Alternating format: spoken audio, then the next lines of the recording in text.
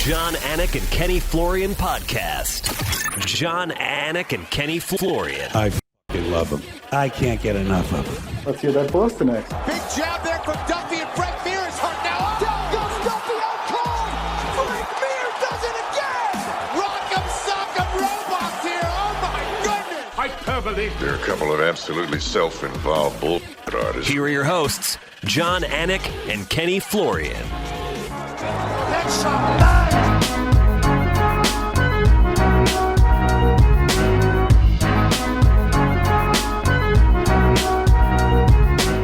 Well, that Boston Garden wrap will turn your frown upside down if you're frowning on a Sunday morning. Hopefully not. Great to be with you. Episode 413 of the Anik and Florian podcast, Sunday, June 4th, 2023. You're looking pretty good today. You're looking pretty young today. Last week on the program, we failed to mention your 47th birthday. Yes. Old, dude. Freaking old. I'm feeling a little more rested. Now that I'm older, I don't sleep as many hours. Like, I don't know if that's because I don't need more. I assume I could, use more sleep. But I just don't sleep as much. But I don't know. I feel pretty rested today, so that's good.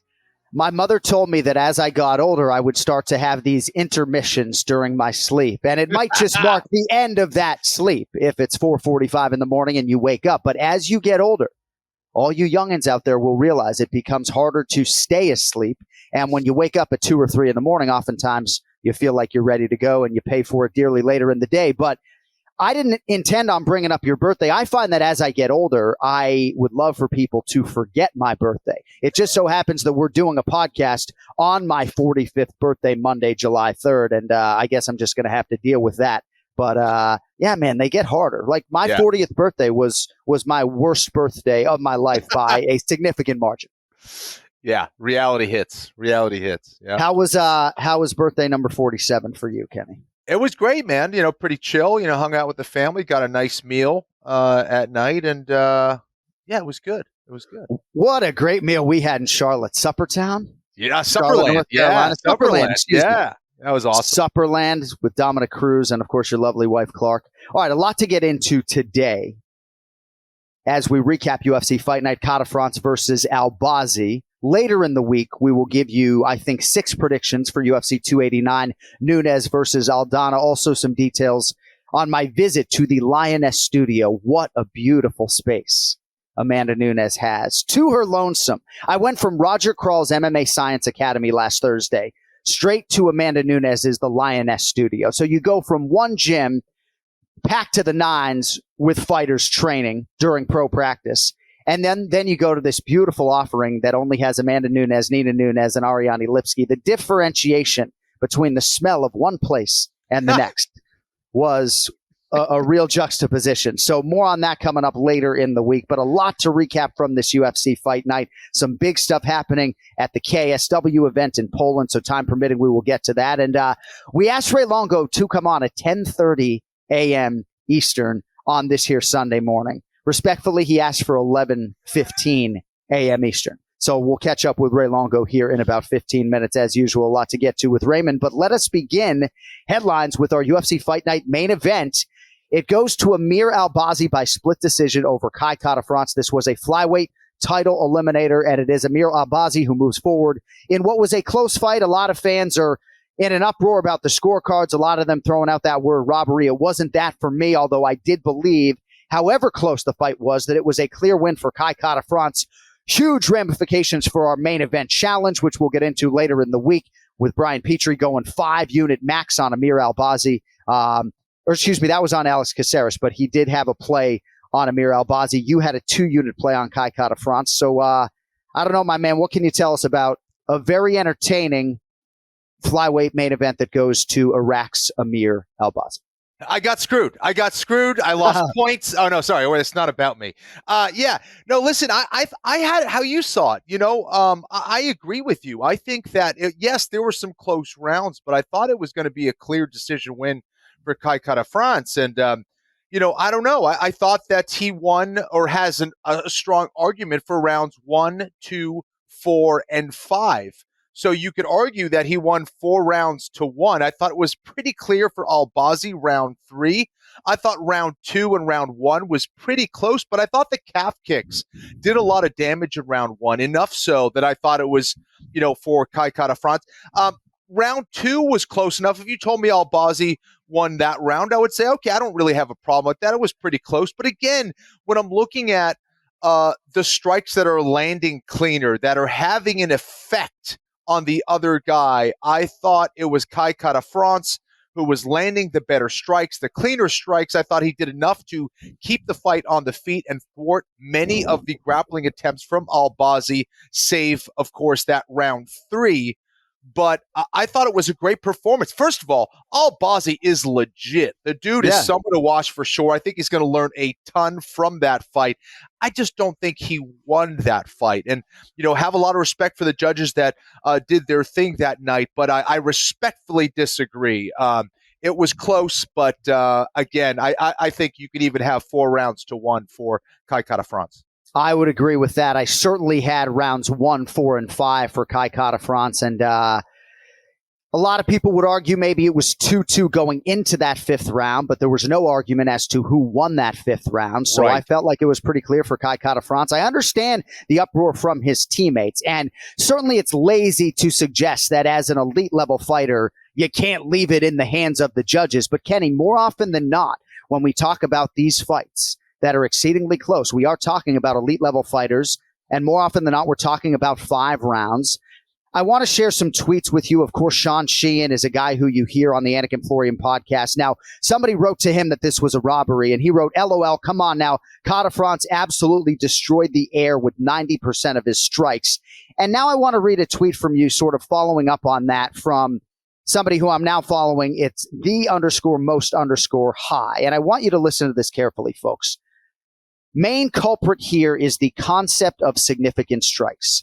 Once people accept it's a fake stat where a measuring jab that touches someone's shoulder is counted, we can move forward. The criteria used for a significant strike literally has nothing to do with a strike that is significant. So the stats really don't matter in a lot of respects, and I'm as guilty as anyone in terms of trotting them out there on a broadcast or backing up a number that we graphically show on TV, but the judges are not privy to those. That being said, Kenny, in round 4 of this fight, Kai Kara-France was 27 of 65, and Amir Albazi was 5 of 29.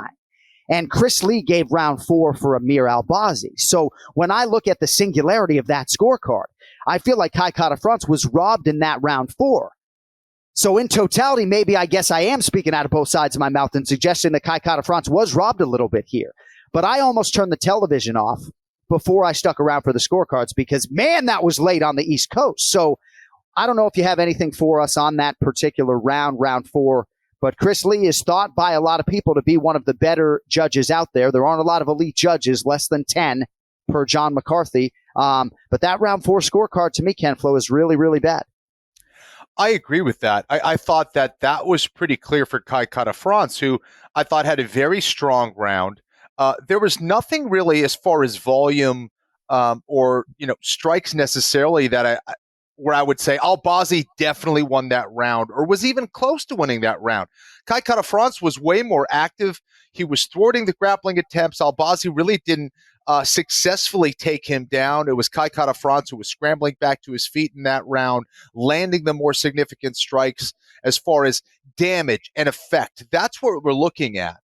So yes, the numbers don't always tell the story, but sometimes it does, depending on what's going on and the effect those strikes are having. And I just thought that Kai Kara-France was landing the better strikes in that round and in a lot of other rounds as well. So it's confusing. And again, I think you have to talk about how important this fight was. Obviously, it's important for Kai Kara-France, who's trying to get back to the very top and fight for the belt again.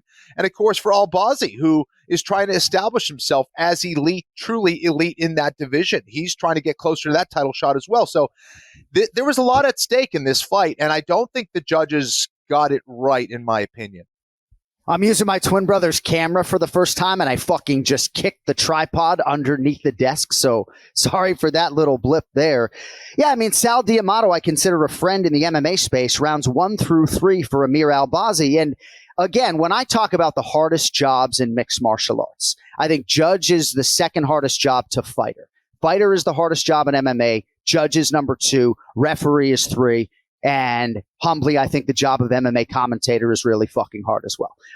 But Kenny, the judges don't have a lot of tools at their disposal. And sometimes we're on a carousel when we have this conversation. The number one resource you could give these judges, however few elite of them there actually are in the world, is half points. And then the other thing you could do is just have 5 judges' scorecards.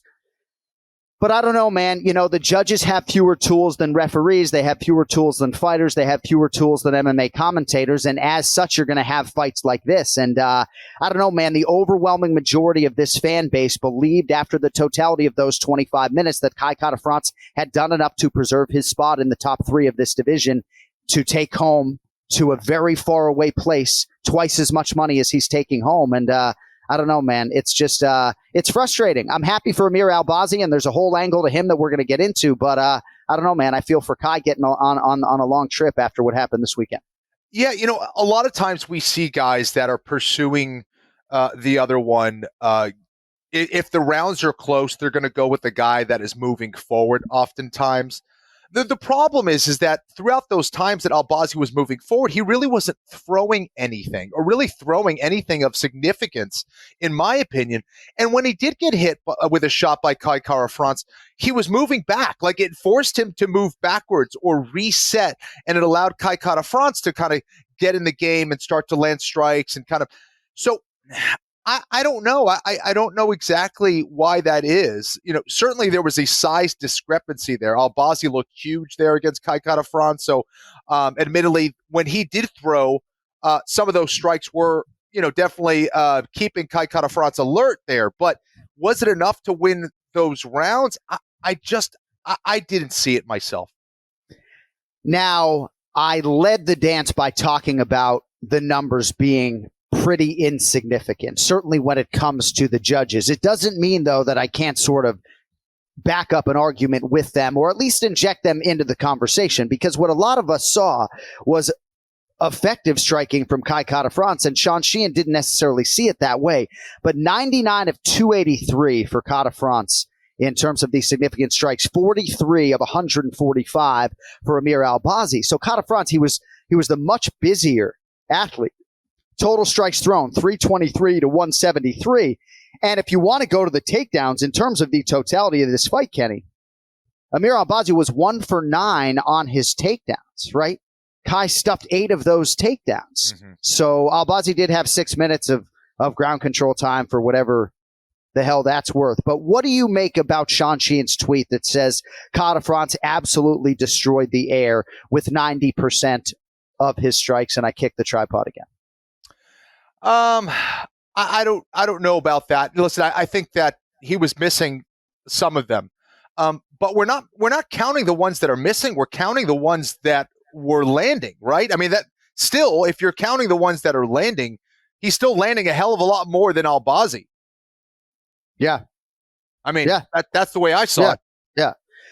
All right, so Amir Albazi is the winner, and he's won a lot of fights. I think he's 17-1, and certainly hidden in a lot of that discourse about the judging was your high praise for Amir Albazi. Now, split decision result like this is probably not going to earn him a championship opportunity. There is business to be settled, of course, in 1 month's time between the champion Brandon Moreno and Alexandre Pantoja.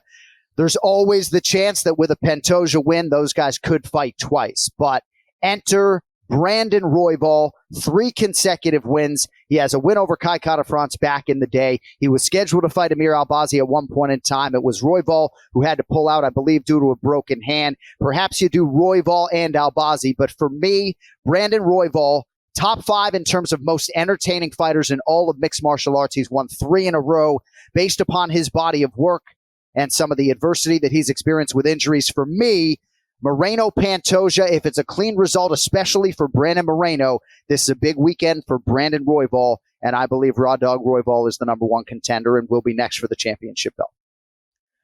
He's extremely exciting, and I think he's finally maturing and getting it all together, putting it all together, I should say, in the octagon. I would love to see, again, assuming timing doesn't work out, to see Royval against someone like Albazi. I think that would be absolute fire. Both those guys love to move forward and get after it and look for the finish. But I think Royval is on a roll right now, and in a great position because of it.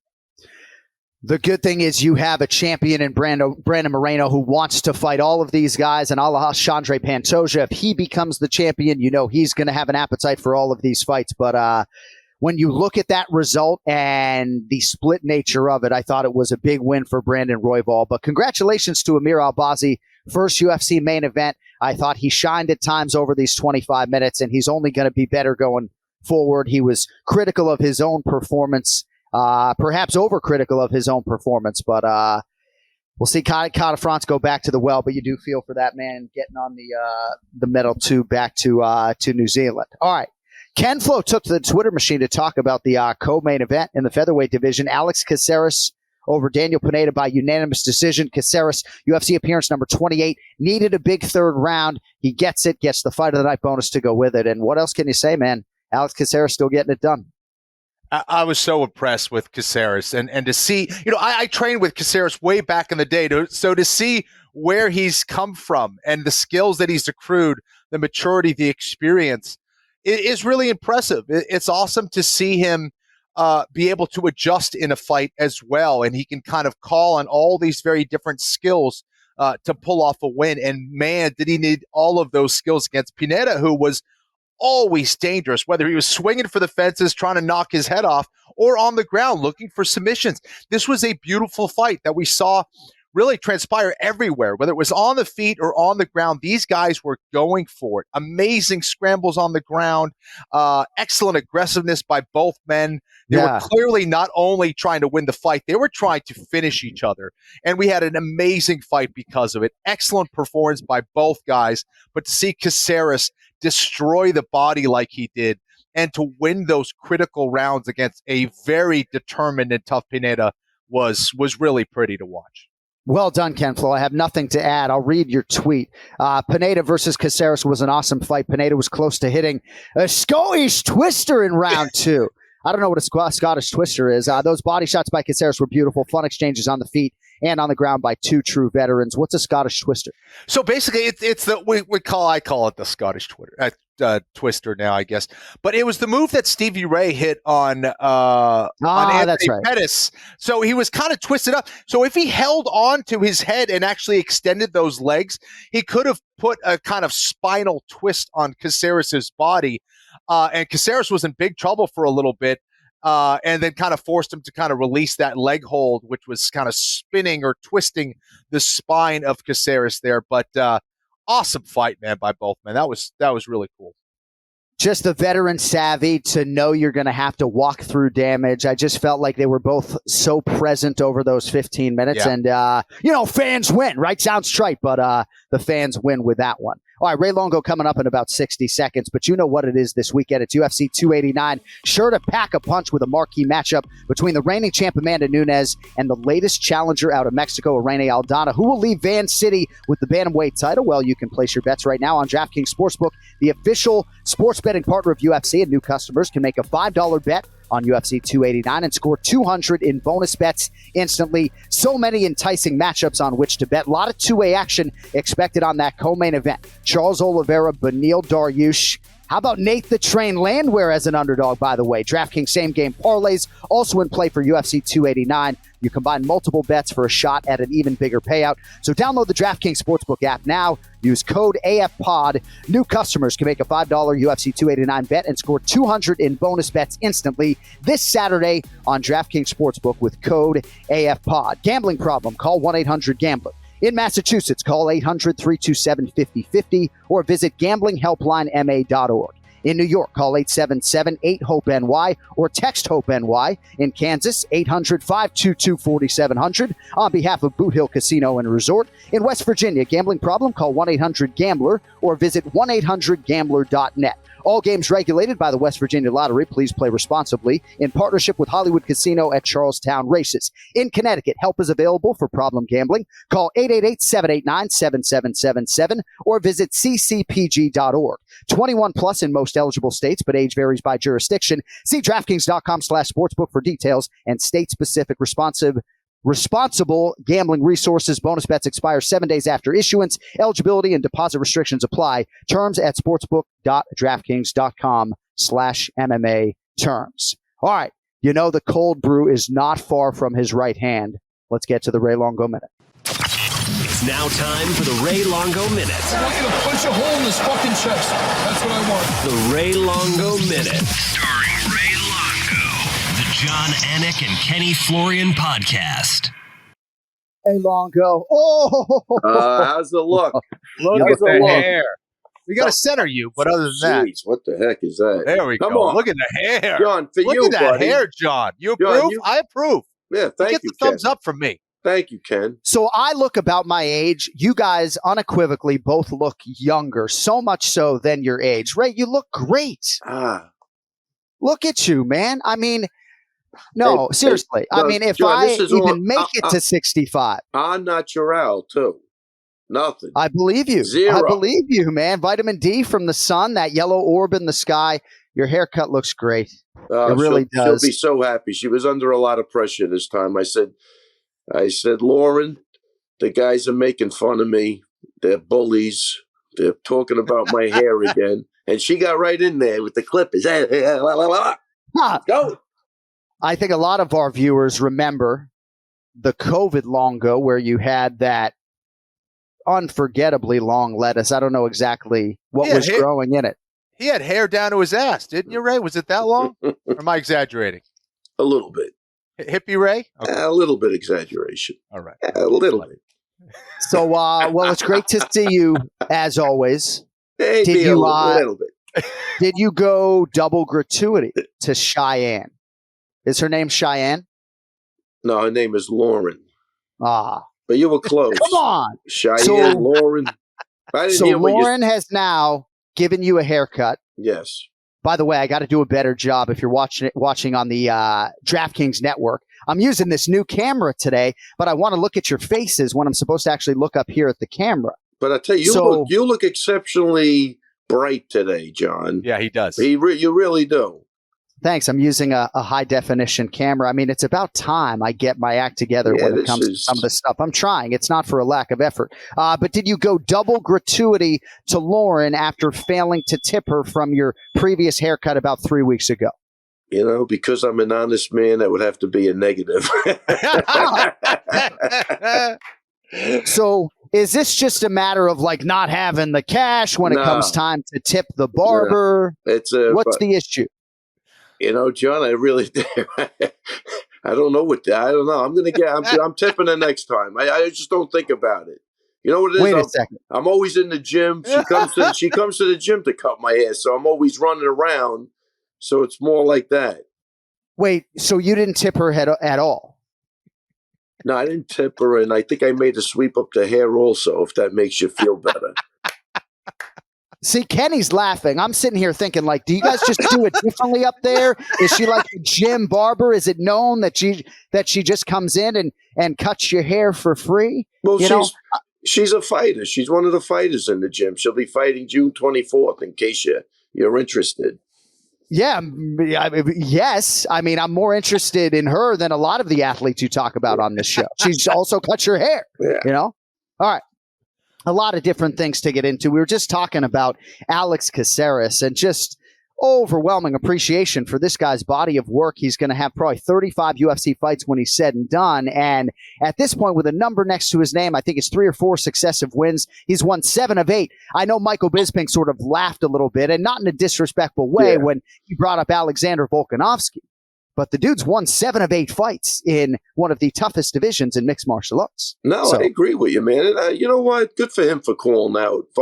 And look, he didn't really call him. I mean, he did it in a nice way. I mean, I think he's a nice kid also. So I think he did it in a respectful, playful way, maybe. I don't know what I was feeling. But you know what? Sometimes it's good to make those dreams come true for somebody, you know? I mean, they did it like on the show, the winner of the show, we talked about that, gets a shot at the title or this or that. They had a couple of seasons. So throw the guy a bone. I like what he did last night. Was fantastic. Like you guys were saying, it was a great fight. And, so what? Yeah, he's been around forever. I think you got to reward those guys. I think he'll get a big fight, and I'm really interested to see what he'll do with it. You may recall he did headline in Salt Lake City back in 2016, competitive 5 rounds against Yair Rodriguez, and obviously Alex Caceres is a completely different animal 7 years later. Yeah. Raymond, what do you have for us on the main event? Kai Kara-France and Amir Albazi. The split goes to the Iraqi Amir Albazi. Man, I got to tell you, I thought Kara-France won that fight. And I thought, at minimum 3-2. But again, I'm qualifying my opinion. I wasn't watching it as a judge. I was just sitting on the couch, but it looked like double jabs, triple jabs. I don't know. He by far was the more busier guy. I don't know. I didn't judge the fight, but I thought I actually almost think it was kind of bad, but it doesn't seem like that was the people's opinion, right? I think people thought could have won either way. It's hard for me to be overly critical of the judges for a lot of different reasons. Chief among them is because I've said they don't have anything resembling appropriate resources to actually do their job. Yeah. And also, as a UFC commentator, I have to take it pretty seriously. Sometimes I share fucking shuttles with these gentlemen, But Kenny, is it too simplistic of me to suggest that maybe they're just getting a little bit too cute with it in terms of trying to focus so much on damage and what strike is doing this? Everybody in the fight space that I respect, with the exception of maybe Bilal Muhammad, believes that Kai Kara-France won this fight. And sometimes I just feel like, Kenny, the judges are just getting a little bit too cute with this, rounds 4 and 5. Fucking Kai Kara-France every day of the goddamn week. Well, easy. Yeah. I mean, very easy. Look, I wasn't really watching, so I know Aljo was there. So I text him. I go, "Am I missing something? Was it different live?" And he said it was close, but he said it came down to whoever won the first round. Which again, and I thought Kara-France won the first round. So I had a minimum 3 rounds. I gave the other guy when he had he had his back for a while and the grappling exchanges. And even I think Kara-France ended up turning that around even at the end. So I just don't know how you thought the other guy won, based on what? He definitely wasn't busier than him. But I don't think he got rocked at all. The other guy, I think, again, to me, on the outside, again, I'm qualifying. I don't want to get attacked by anybody. It just looked like he had no answer for the jab. He was getting double jab, triple jab. The guy was moving. I don't know. It looked like if I'm Kara-France, I'm fucking pissed because that was a really tough fight. You had to be respectful. You zig when you should have zagged. The fight's over. And I thought he did a great job at just controlling the pace of that fight and outlanding him. I agree with you, Ray. I agree with you, Ray. And yeah. John does as well, I believe. But yeah, I think that what kind of hurt him in the beginning was the fact that he was a little tight. Even walking out to the fight, you could see the pressure on his shoulders, the nervousness as he walked into that octagon.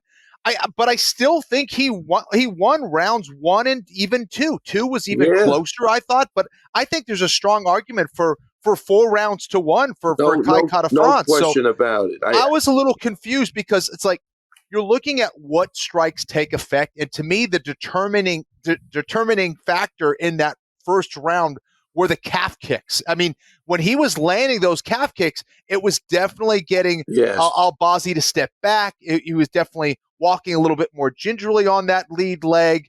Other than that, it was kind of skimming blows from both guys with their hands. So I don't know. That was an interesting decision to me. I was a little confused by it. Yeah. Did we look at the scorecards? What rounds they gave? Yeah. What them? rounds did they give Albazi? So Sal D'Amato gave Amir Albazi rounds 1, 2, and 3, then gave 4 and 5 to Kai Kara-France. Mike Bell had the fight for Kai Kara-France. He gave him 1, 4, and 5. And then Chris Lee gave Kai Kara-France rounds 1 and 5. As I said, round 4, Chris Lee gave to Amir Albazi. And that, of all the scorecards to me, is the single worst round score from any of the 3 judges. Yeah, I would think 1, 4, and 5 is the bare minimum. Yeah. That guy he should be. Look again, but it was it was very competitive, but in those fights like that, like a fight like that, John, that's when you really want the judges to get it right, because that you're fighting with your head, you're thinking. I mean, I think they told him he had a. I think did they not tell him he had to finish him in round 5? Well, right. I mean, can you imagine if you're Kai Kara-France and there's open scoring and you look up and Sal D'Amato's got the first 3 for Amir Albazi? You're probably sitting there man, what do I got to do? What I don't like about the open scoring, though, man. No, I know. That's exactly what I don't like. As hard as it is, I'd rather get fucked at the end than going through that and having them. I think I'm winning a round and the guy's voting against me. That's got to feel like shit. Yeah, what's interesting in rounds 4 and 5, you definitely even 3, even though he definitely lost round 3. Yeah. Kai Kara-France didn't take his foot off the gas at the end of those rounds. He was clearly trying to win those rounds by finishing strong on top of it. I thought he was cruising in rounds 4 and 5, winning the round, and then he stepped on the gas at the very end to make sure that any of the referees or the judges were watching. That they were going to give it his way. And I don't know. It was a head scratcher for sure. Yeah. And I feel bad for Kara-France. I really do. I thought why? Because he really fought an intelligent, smart, well-executed fight against a tough kid, man. It kind of sucks. Yeah.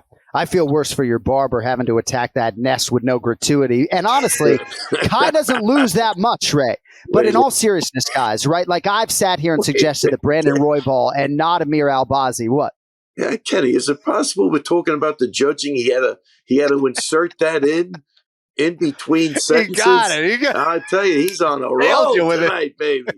Uppercut out of nowhere from Anik. Well, I guess my brain just was sort of saying, well, I feel kind of worse for her than Kai. No, I mean, certainly monetarily, but I don't think Kai loses that much because I don't think Amir Albazi gains all that much from a win here. He accrues the experience. I thought he looked good at times. But Brandon Royval, to me, if Brandon Moreno were to go out there and dust Pantoja quickly, or even vice versa, I think Brandon Royval has to be the guy, which means that Kai Kara-France is still going to find himself in a big title eliminator type fight. So in terms of contendership, I'm not sure he loses that much. But yeah, man, it's a red stripe on his Wikipedia page forever. Yeah. Well, we're back to the same old spot, buddy. Yeah, no, we really are. I don't think. We've seen worse, but that was surprising to me. I thought that was a unanimous decision. That really surprised the shit out of me. Now that's got to be unsettling, Ray, for you, who's been a part of many big fights, to see that and go, man, that could be in my future at some point, because it's you want to at least make sense of some of the decisions. And again, they were close rounds, but as a coach, you got to feel a little bit nervous about that. I think I've been on the receiving end of a lot of that. You know what it is? It's like anything else in life. You almost become, numb to it. That's right. Like when we have these conversations, I'm like, I think we made some inroads. So I think by talking about it, I think the commission's tried to tighten up a couple of things. So I think we just keep beating the drum and hope that they get it right. But it's always going to be so subjective that it's never going to be like that. And human nature, it is. Look, it's tough, but I don't know. I think the easy ones, I think that's what bothers me. I thought that looked like an easy one to me to score, and they got it wrong. All right, some other highlights from this UFC Fight Night. Jim Miller will be 40 in October, I believe. Wow. He is the all-time UFC wins leader now with 25 of those, 42 UFC appearances, which is also a record. And, man, that left hand. Woo! Kempfel, what do you have for us on Jim Miller over the tough luck UFC newcomer Jesse Butler? I mean, what do you say? I mean, Jim Miller's an absolute stud. Looked like he was in phenomenal shape. I mean, he looked as muscly as I remember him, but just a short shot on the inside, man. Jim Miller doing his thing, continuing to evolve as a fighter. Obviously comes from that grappling background and landing that short shot, man. To see him get these wins against these youngsters is pretty damn cool. It's what the martial arts is all about. And he's writing a completely different story for himself, which I think is really remarkable as a guy who's been around this sport for so long. Yeah, Ray, totally. you got to think. Go ahead. Totally blown away, John, by that performance. And like, again, this is a guy that obviously loves to fight. Like, you have to love to fight. The guy's 40 years old. He fought like a 20-year-old last night. He's been through the adversity. Didn't he have the stomach problem or whatever problem he had? Lyme disease. Lyme disease, which, you hear people who you never get over it sometimes. But this guy got through that. He looks like a new man. But again, I think it's his love for combat sports. I mean, it's a guy that's at ease at 40 years old against a young kid. To do that is crazy. And by the way, I want you to know, Bazooka puts his name in on all of these fights to get in there, 45, 55. And I would never want to see him fight Jim Miller because I like Jim Miller, but that's not happening to Bazooka. Bazooka's really good at this point. So I hope they give this guy a chance and we get to see what he could do. But he put his name in for, I think, 3 fights. Right. Movsar Evloev. Yeah. So Jim Miller was supposed to face Ludovic Klein. Then it was going to be Jared Gordon. In steps Jesse Butler. And you certainly feel for him given the circumstances. But, man, Jim Miller did not miss. The follow-up shot did not miss. And you mentioned the Lyme disease, right? There were times during Jim Miller's career where you felt like maybe he wasn't going to get over that hump, and there were some experimental things, and he finally got relatively healthy with it. And for the father of 4, working on his farm, 23-second fight, didn't absorb a strike, gets the bonus to go with it. I did want to ask you guys about the Jared Gordon circumstance, if I could, because we talked about this on our show last week. He was separated from consciousness on April 22nd. He woke up after the Bobby Green clash of heads and then ensuing follow-up shots by Bobby Green, and any lip reader in the world could see Jared Gordon say, what happened, right? And then here he is fighting in June, right, cutting weight the next month, in the month of May, and it just didn't seem like he should have been in this spot to begin with. So I credit the Nevada State Athletic Commission for pulling Jared Gordon from this fight. I consider Jared a friend, but this felt like I don't know if it was manipulation of a medical suspension, Ray, or what it was, but it didn't feel like Jared Gordon should have been fighting. And certainly glad he didn't eat that left hand, given the fact that he was concussed, 5 weeks ago. Yeah, friend or no friend, we all love Jared Gordon, but hats off to the Nevada Athletic Commission. We're here for the guy's safety. We don't want to see that kid get hurt. And I'm really hats off to them they're there to protect the fighters. That's why, again, even with steroid abuse, they want a level playing field, right? That's the objective. Everything's got to be level. They don't want somebody to have an advantage one way or the other. So if they're there to protect them, that's a great example of what they did. And we all love Jared Gordon. He could never be mad at us for wanting to protect them. You know what I mean? So that's the way I look at it. Getting back to Jim Miller, though, too. He's a great example. He's a great example of a guy that's maybe never going to fight for the championship or be a champion, that had a really stellar career in the UFC. That you can't pick many guys that have done that the way he's done it. I don't know why, but I almost feel like he's the Nolan Ryan of MMA. Like, he's not losing a beat. Like, I think Nolan Ryan was still throwing 100 miles an hour at 45. Like, this kid looked phenomenal last night. Now, he either looked phenomenal because the other guy wasn't that good, or he looked phenomenal. But I think he did a nice slip and rip, and he ended the show beautifully. So again, hats off to Jim Miller. And I think he's a perfect example of if you love what you're doing, you can make a really nice living out of it.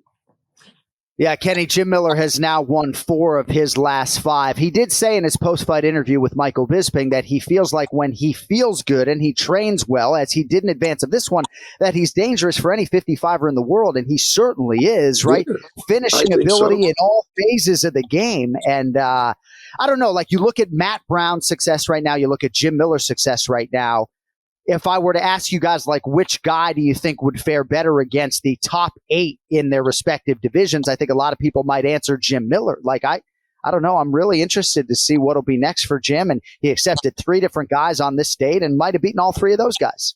Yeah, I think that's an important point, John, is like as you get older, right? And this kind of common sense, but I don't think a lot of people follow the protocol of managing your training, managing the volume of training, and managing your injuries properly. It's so tough for fighters to get out of that mentality of like push through pain, push through injuries, do this. You're really trying to manage a lot of that because you have so much experience at that point. The key is, are you in shape?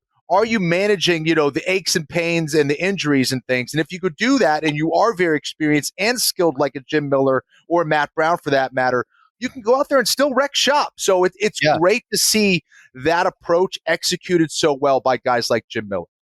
Yeah, genetically, I think he's got to be a freak too, John, because I'm telling you, I've dealt with guys with injuries that fought with really bad injuries, and he really did look like a 20-year-old in there. He had a good pep in his step. He threw beautifully. I mean, it's crazy. If he's 40 years old, that's nuts, man. Yeah, we've seen other guys not do too good at that approach in that age. And this guy looks like, put him in with anybody. He's going to be 100% going to be competitive. You can't look at any of his fights and go, that's going to be a blowout. I really don't think so. And if you make a mistake with him, he could get you out of there. I think back to some of our fighter meetings when he was trying to navigate the Lyme disease when it was really at the height of it for him, at least in terms of the symptoms. And just makes it all the more remarkable what Jim Miller has done. And in terms of the Hall of Fame, you got to find a place for that guy. I don't know that they would grab one of his individual fights and throw that in there. I think Jim Miller, based upon his body of work, is a UFC Hall of Famer. I'd also like to see Andrei Arlovski get in there. He's on the wrong end of a TKO here against Dontel Mays. Hey, Ray, before we get you out of here, I have a couple other things I would like to get to with you, unless there's anything else from UFC Fight Night that I'm forgetting. Oh, Timmy Elliott, by the way, with a big win on the main card. A lot of people out there were suggesting that if I was on the broadcast, I would have brought his personal life to the air. You would have, but it would have been great. Yeah. But how could they say that, Kenny? But, man, is that an example of the power of the pussy? Man, that girl drove him so crazy. He had the guy fought like a fucking man possessed last night. I mean, hats off to Tim Elliott. Oh, that motivation, dude, you can't stop that type of motivation, Kenny. I'm telling you, or it actually destroys you. I mean, like that. Hearing the story, I don't want to get into it, but like that is such a devastating thing. And to hear him be able to bounce back off something like that and kind of focus or do his best to kind of focus on what's in front of him there, is definitely is noteworthy. I mean, those are kind of situations that can definitely break any man, no matter what your background or what your toughness level is.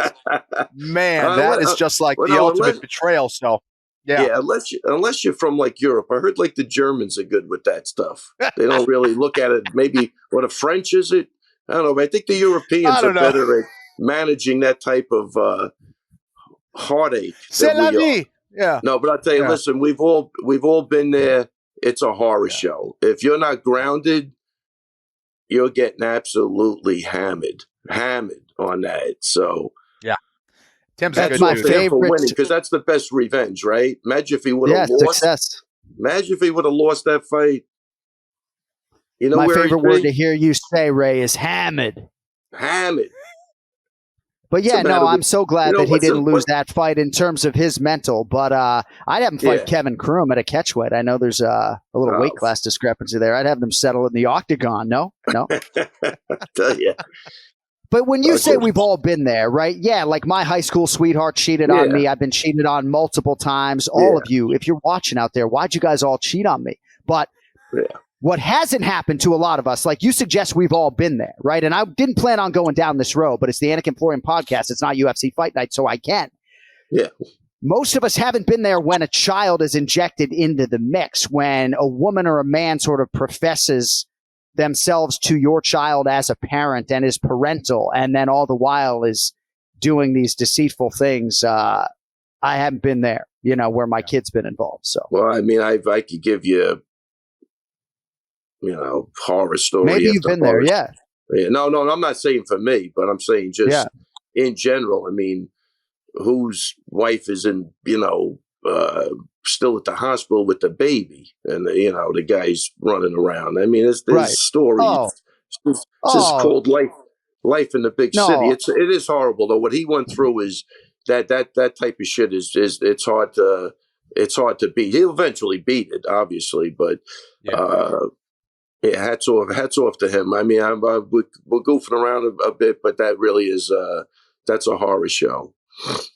I don't know if they referenced on the broadcast maybe during his walkout when most of the viewership would be in commercial break. Maybe they were muzzled and didn't talk about it at all. And there's a way to sort of do it. You could even just mention that he's dealt with some adversity in his personal life, and it can be as simple as that, right? Yeah. Well, he put it out there, though, John. He put it out there. Exactly. Well, right. And, right, of course, right? I mean, I'm not going to, right. No, 100%. No, but you know what I'm saying? Like, as soon as he does that, it's like open game. I mean, I don't think he minds if you can't. That guy wouldn't mind a bit if you asked him about it. I'm sure. But that's not even right. Like, you're trying. Position. Yeah, you're trying to respect the person, right? Yeah. But also journalistically, in terms of the context of the fight and his preparation for it, this was a huge thing that he was dealing with. And the fact that he was able to emerge through it, is just another feather in his cap. And man, is the career going to look good when we look back on it historically for Tim Elliott, a guy who 7 years ago fought Demetrius Johnson for the UFC Flyweight Championship. And when all is said and done, Tim Elliott will be the most decorated takedown guy in the UFC men's flyweight division. All right.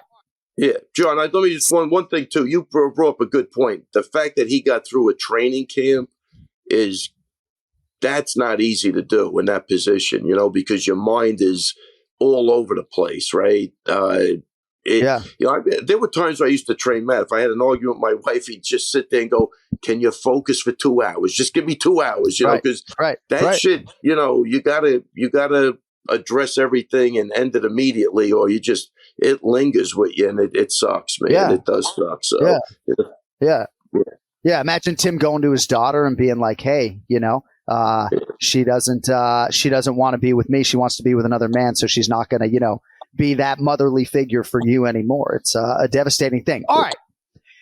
77 days until UFC 292 in Boston, Massachusetts. What do you think of the City of Champions? I know we haven't had a champion since the Red Sox in 2018, but what are your impressions of Boston, Massachusetts over the years? I absolutely love it. Love it. And all the people. I expect a lot of love when we get there. What are you laughing at? Love it. What are you laughing at? I just love Boston. All right. Yeah, no, we're excited to have you. Maybe there will be some Northeastern support for Aljo. I got a bunch of relatives there too, so I'm looking forward to catching up with everybody. Yeah. Oh, you got Boston blood like I got New York blood, huh? Well, they were born in New York, but they live in Boston now. Oh, all right. Then they smartened up and went to Massachusetts, right? This guy is, oh my God. Guy's the best. The best or the worst, right? It seems like the Anik and Florian podcast audience is like turning on me, but I'm just being me. So, Chris Weidman, do we have any update on Chris Weidman? He seems to look great, got through that grappling event with flying colors. Do you think we'll see him in 2023? Yes. All right. 100%. That's a good sign. That's a good sign that Ray was super short-winded on that. All right. 100%. All right. I'll give you the date next week. Well, it'll be a cliffhanger for the fans. Hey. All right. Well, that sounds very encouraging. Next week, Ray Longo is going to give us the date on Chris Weidman's return to the octagon after that devastating broken leg suffered against Uriah Hall, I believe, April of 2021, now more than 2 years ago. All right, Ray, crazy. Before we get you out of here, it is. That's crazy, man. UFC 289, Nuñes versus Aldana, Rogers Arena, Vancouver, British Columbia this weekend.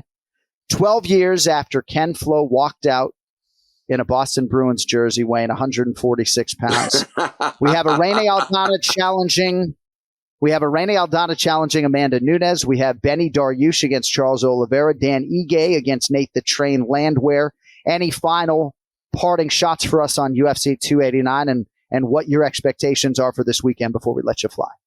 Well, is this the first time we're back in Vancouver since then? Or no? Yes. 2019. No.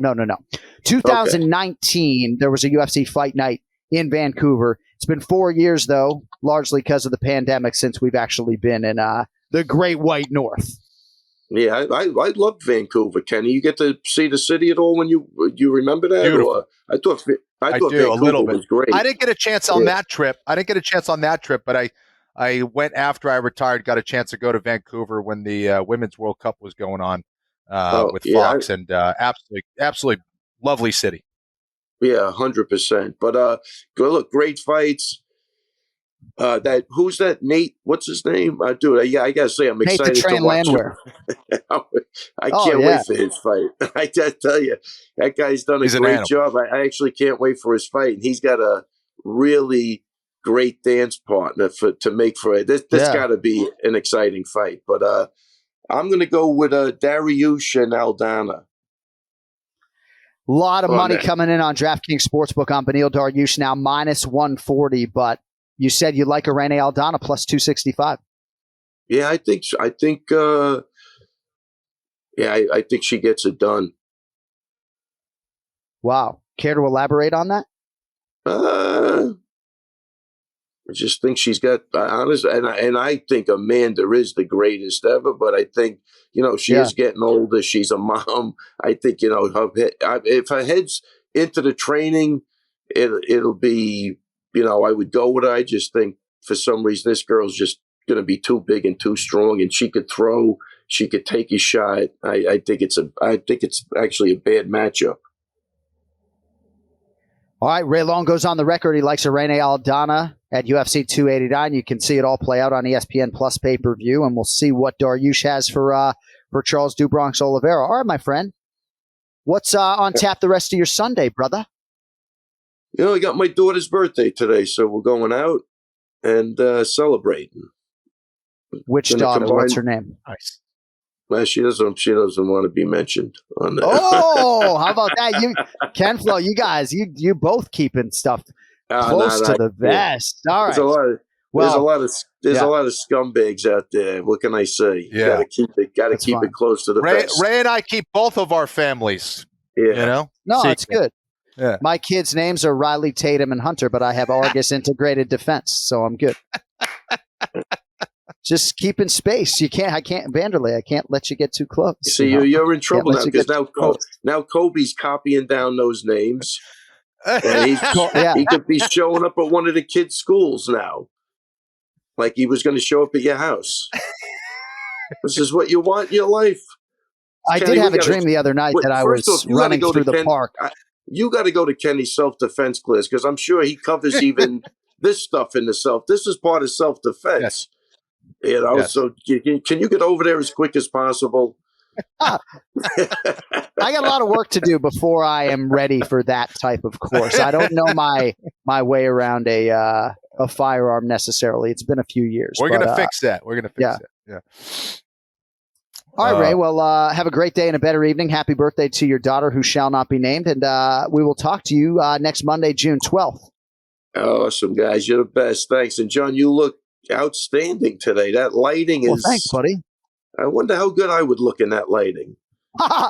You would look amazing with a high definition camera. Well, maybe we'll send one You know what we're going to do? We're going to send you a camera and we're going to send Lauren back-to-back tips, for the last 2 haircuts. That's what we'll do, okay? She'll be so happy. She'll be so happy she's on this podcast. I don't want to say it's enough of a tip for her, but all right.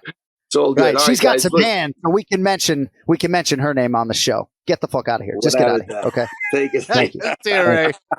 Yeah. Take it Ray easy, Longo Minute guys. every week here. Yep. On the Anik and Florian podcast. Minutemen so sensitive, right? It's never my intention to cut anyone off. Sometimes it's a little bit of a delay there.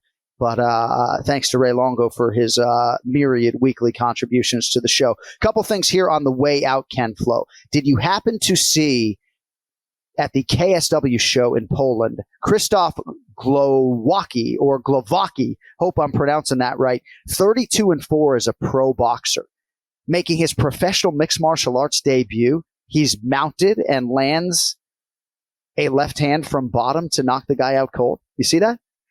These are the things that are so amazing. You have a certain perspective of fighting, right? And you're like, all you got to do is you get to the mount, and that's a dominant position. The guy can't hurt you from there, but you can hurt them. Like that's kind of the general rule of mount is you can punch them and they can't punch you. Right. And if they do, they're like, you have gravity on your side. There's no way they can generate enough power off of their back to knock you out. You're fine. Not the case. Like these are the things that, like, as martial artists, it's great for us to see from the outside looking in to know that, hey, you know what? You can get knocked out even if you're on top in mount. Like, beware.